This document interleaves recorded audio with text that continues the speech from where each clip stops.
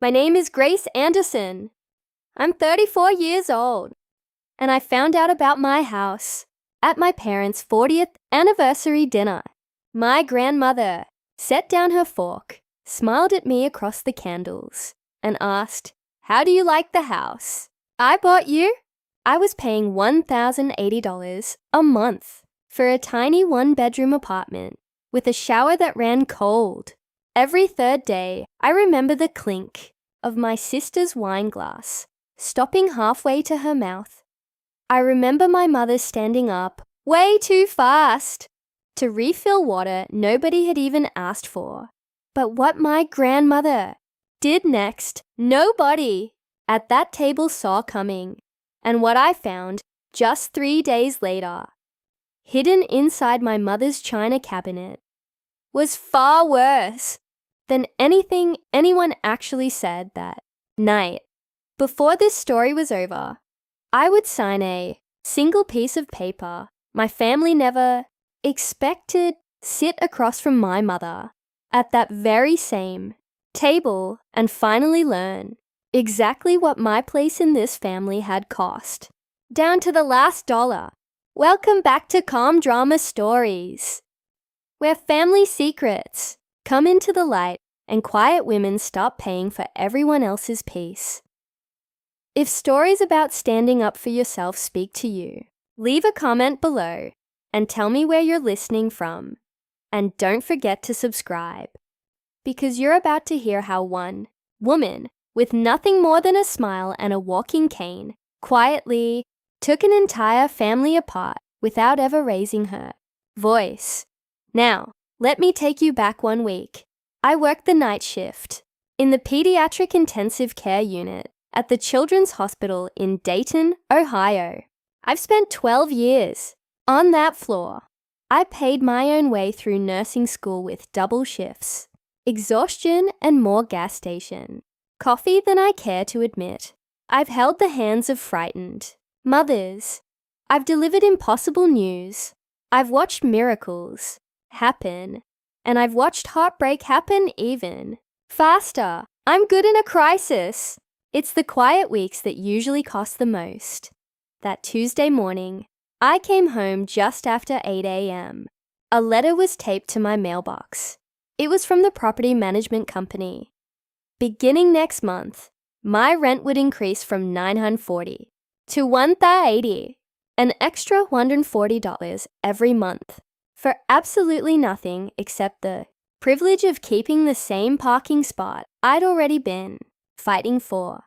I stuck the notice to my refrigerator with a little chicken-shaped magnet, watered the plant on my windowsill.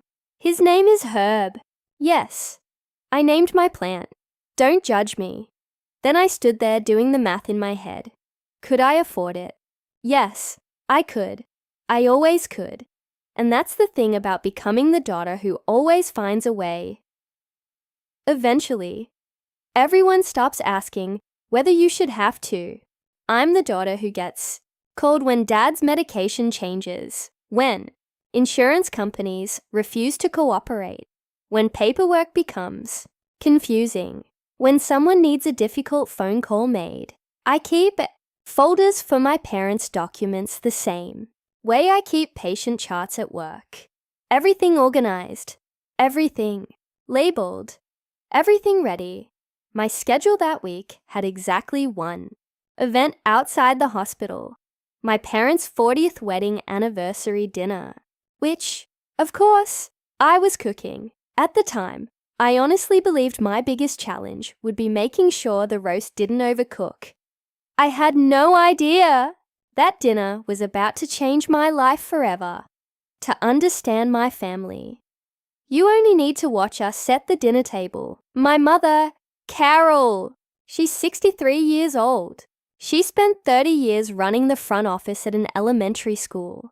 She has never met a room she didn't immediately want to reorganize. My father, Bill, he's 65, a retired electrician. Whenever life gets uncomfortable, he checks the weather. If people start arguing, he checks it twice.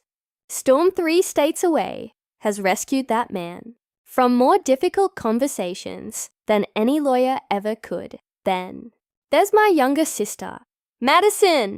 She's 31. She manages a dental office. She got divorced about 2.5 years ago after her husband, Kyle, walked out the same way he came into her life, quickly, unexpectedly, and carrying someone else's future. She has a little boy named Tyler, 5 years old. Honestly, he might be the very best thing our family has ever created. I love my family.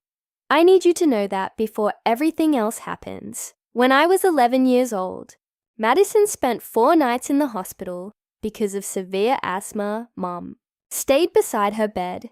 Dad stayed at work, so I stayed home, making boxed macaroni and cheese, trying to keep everything together. When they finally came home, my mother rested her hand on my head and smiled.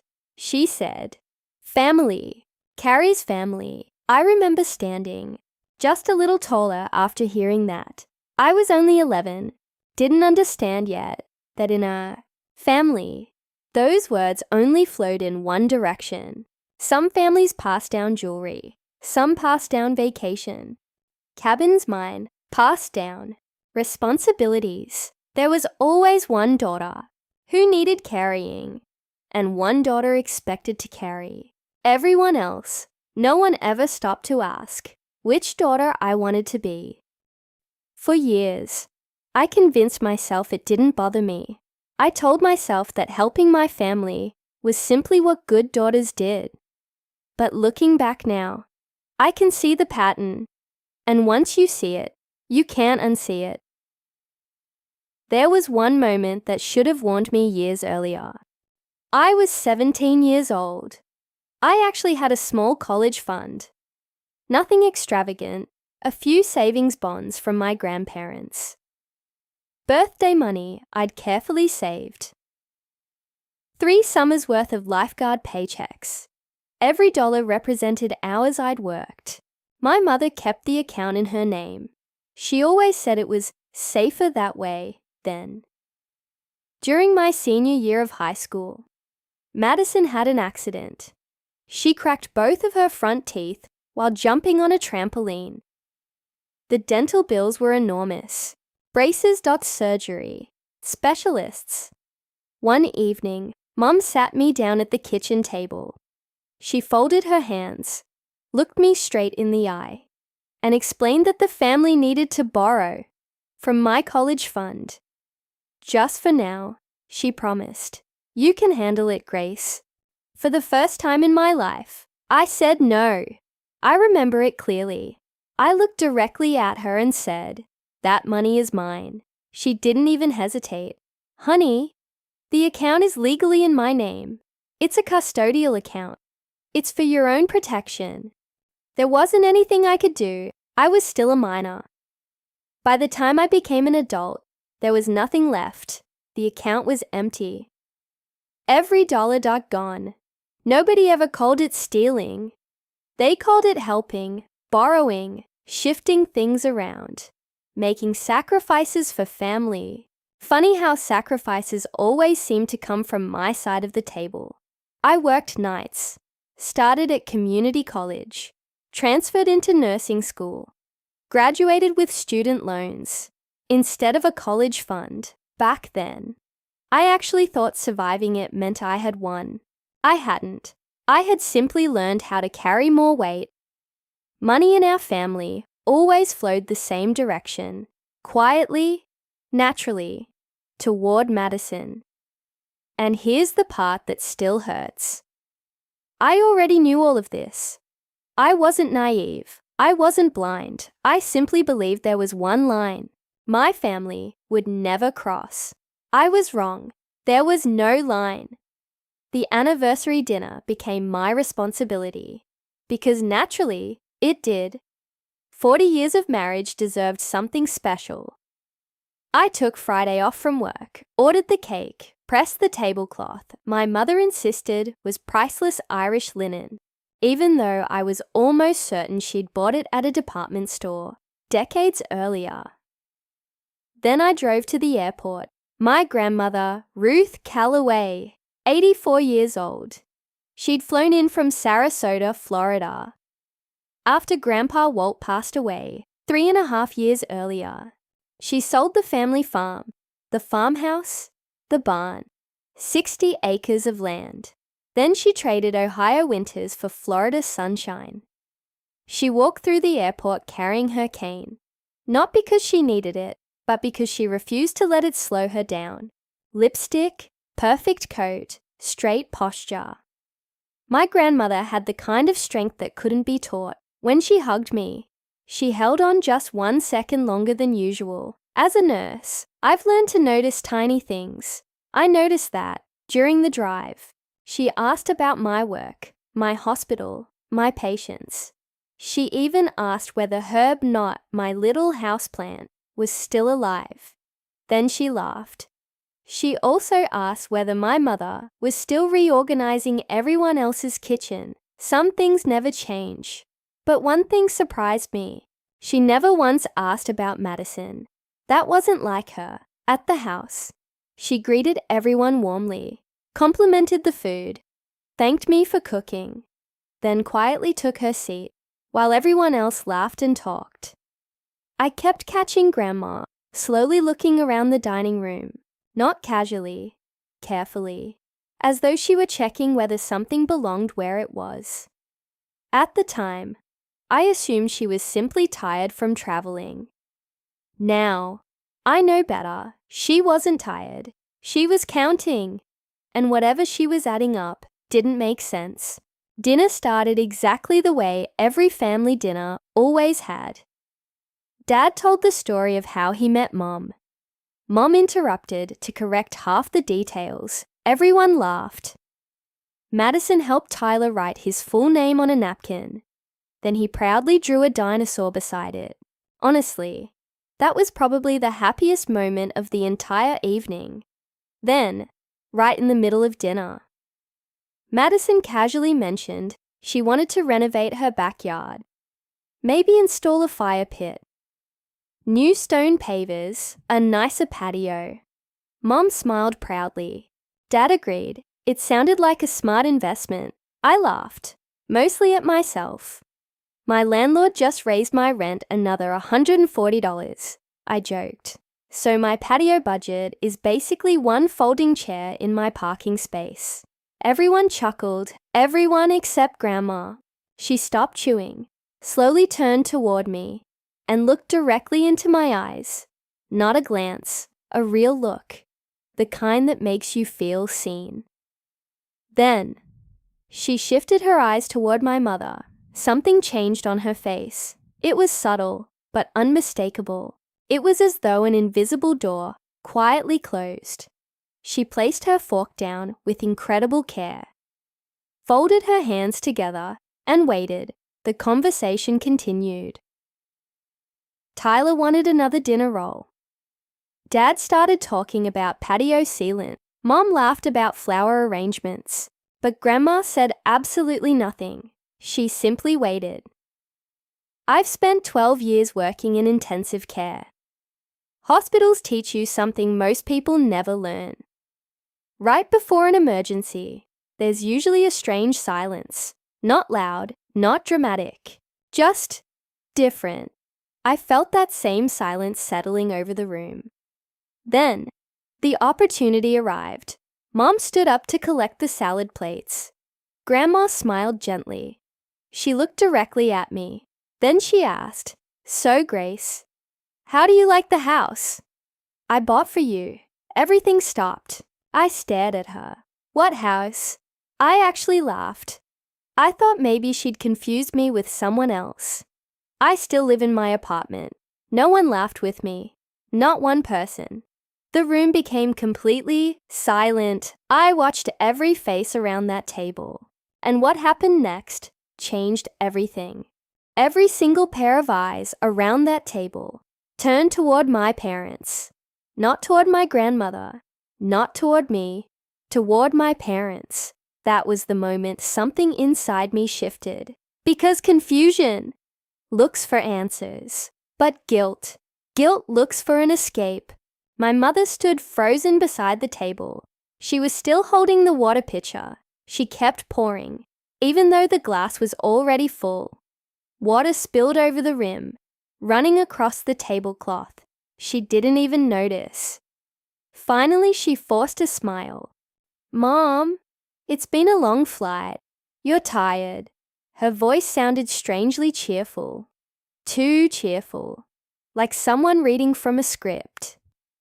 My father suddenly became fascinated with the garage door. Madison stared down at her dinner plate, as though looking anywhere else might expose her. Only Tyler broke the silence. 5 years old, completely innocent. He looked around the table and asked, "What house?" No one answered him, not one person. Grandma waited another long moment, then, to everyone's surprise, she laughed, a soft, gentle laugh. "Oh, goodness. My memory isn't what it used to be. I get my stories mixed up." She smiled, raised her glass, congratulated my parents on 40 wonderful years together, then calmly asked someone to pass the potatoes. Just like that, conversation returned. People started breathing again.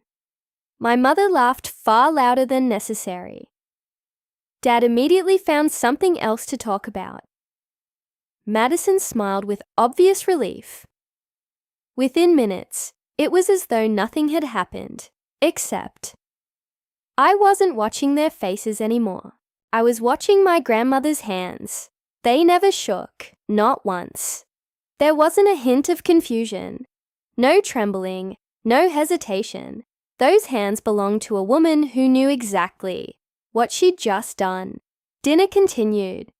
She told stories about Grandpa Walt. Everyone laughed, but I couldn't stop hearing one sentence.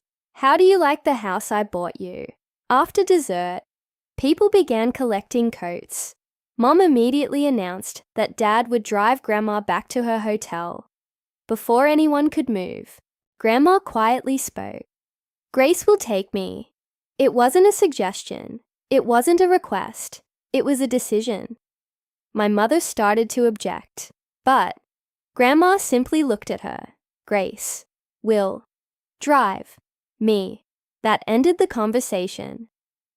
20 minutes later, we were alone in my car. The drive felt strangely quiet. Streetlights passed across the windshield. Neither of us spoke. Her cane rested across her lap. Finally, after we parked outside her hotel, she turned toward me. Every trace of that confused old woman was gone. Her eyes were sharp, focused, steady. "I'm not confused, Grace. And I'm certainly not tired." Then she took a slow breath. 2 years ago, I sold Grandpa's farm. I wired your mother $185,000 to buy you a house. For a second, I honestly thought I'd misunderstood her. My brain simply refused to process the words. "What?" She nodded. "I bought you a house. I thought you'd been living there for the last 2 years." I couldn't speak. She invited me upstairs to her hotel room. Neither of us slept that night. Instead, she spread paperwork across the little table beside the window. Piece by piece, she explained everything. After Grandpa Walt passed away, she sold the family farm, the land, the house, everything, more than $400,000. She decided she wanted to see her money actually help someone while she was still alive. Madison had received the big wedding, the expensive reception, the open bar, the honeymoon. Grandma knew that. She also knew I had quietly received almost nothing, so she made a decision. She would buy me a home. No mortgage, no debt, no landlord. She wanted to surprise me on my 32nd birthday, a permanent place where nobody could ever tell me to leave. That spring, she had knee replacement surgery. Travel wasn't easy, so my mother volunteered to handle everything, finding the house, closing paperwork, getting the keys. Grandma trusted her completely. Why wouldn't she? She wired the money. Exactly. $185,000. She even wrote the purpose directly on the transfer. For Grace's house. Then, she waited. She expected a phone call. She expected tears. She expected laughter. She expected me. Instead, 2 weeks later, she received flowers. Beautiful flowers. White lilies. White roses. Attached to them was a thank you card. Signed con with my name. Grandma reached into her purse, carefully unfolded the card, and handed it to me. I kept this. It never sounded like you. I looked at the signature. It said, Grace. I had never seen it before in my life. I had never sent those flowers. I had never written that note. Somebody had been pretending to be me. For 2 entire years. Grandma looked at me quietly. I knew something wasn't right. You would have called. You always call. You cry. You make everything wonderfully awkward. This. She looked down at the fake thank you card. This wasn't my granddaughter. I felt sick, not angry, not yet, just empty. Then she explained how it had happened. My mother had built an invisible wall around every conversation, every time Grandma wanted to ask about the house. Mom had another explanation. Grace is overwhelmed. Grace is private. Grace doesn't want Madison to feel bad after the divorce. Don't mention the house. Let Grace bring it up when she's ready. Grandma respected those wishes because she believed she was protecting me for 2 whole years. My own mother had used my voice to keep my grandmother silent. Then Grandma remembered something else. One phone call, months after the supposed purchase. She had casually asked me, "So, sweetheart, are you settled in?" That had been the week I'd moved into my new apartment. The tiny apartment, the cold shower, the expensive rent. I smiled on the phone. Yes, I love it. It's small, but it's mine. Grandma later repeated that conversation to my mother, confused. Why would Grace call a 3-bedroom house small? Mom had laughed. Oh, that's just Grace. She'd call a castle cozy. Grandma believed her. Again. Every question, every doubt, every missing photograph, every missing address, every missing invitation. There was always another explanation, another lie, another excuse. Grandma looked down at her hands, then quietly said, I thought I was protecting your privacy. I never imagined. I was protecting a theft. I couldn't breathe. Everything I'd believed about my family was collapsing, one conversation at a time. I didn't say a word. I simply stared at the stack of papers, bank transfers, closing documents, wire confirmations. Every single page had one thing in common: my mother's signature and one address I'd never seen before. Grandma slid the final document toward me. I hired an attorney. I didn't tell anyone. I wanted proof first. She opened a small envelope. Inside were property tax records. The house had been purchased exactly when Grandma said it had, for $185,000. But the owner wasn't me. It wasn't my mother. It wasn't even my father. My stomach twisted. The name printed across the deed made my heart stop. Madison Harper, my sister. The room went silent. I read it again and again. Maybe my eyes were lying. Maybe I was too exhausted. Maybe there was another Madison. There wasn't. The birthday, the middle name, everything matched. I looked at Grandma. She closed her eyes. I didn't want to believe it either. I whispered, "They gave her my house." Grandma nodded.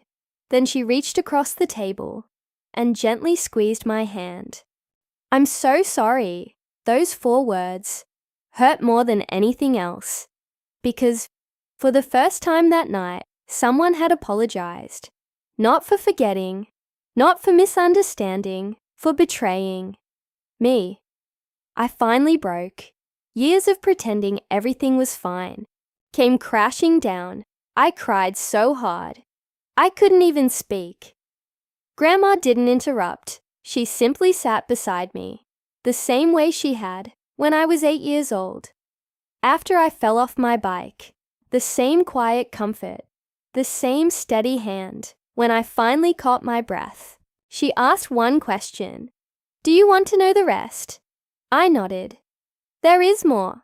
She gave a sad smile. So much more.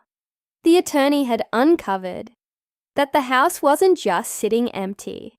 Madison had been living there for almost 2 years.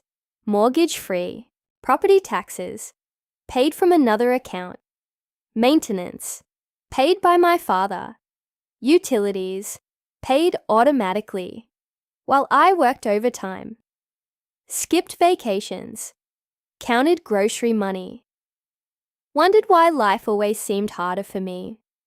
My family knew every single holiday. They drove to Madison's beautiful home. They admired the kitchen, the backyard, the new furniture, the fresh paint, and every time someone asked where the money came from, Mom had the same answer. She got lucky.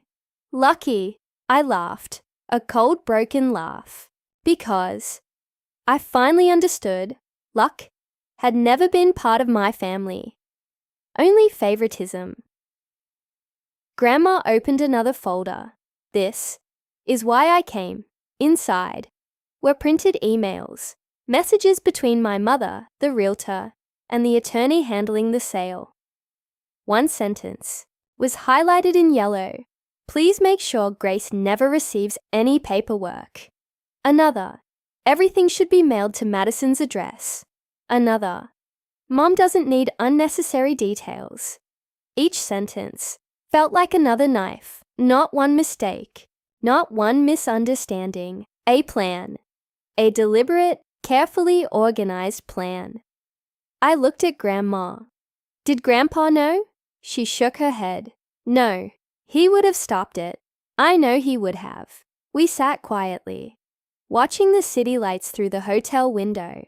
Finally, Grandma smiled. A different smile this time. Strong, determined. I may be 83, but I still own my decisions. She reached into her purse one last time and handed me a business card, an attorney's name. I've already changed my will. I blinked. What? She nodded. Last week. My lawyer says gifts obtained through fraud can be challenged. She leaned closer, and I'm going to challenge every single one. My heart raced. You mean? She smiled. I mean, I'm done protecting liars. The next morning, my phone exploded. 23 missed calls, 9 voicemails, countless text messages. Mom, Dad, Madison.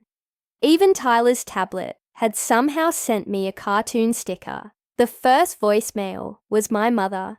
Grace, please call me. There's been a misunderstanding. I deleted it. The second, my father. We can explain. Delete. Madison. You don't know the whole story. Delete, then. One final voicemail. Grandma. Her calm voice filled the car. Sweetheart, I'm downstairs. Whenever you're ready, let's go get your house back. For the first time in years, I smiled. Not because the pain was gone, not because forgiveness had arrived, but because the truth finally had someone willing to fight for it. And this time, I wasn't fighting alone.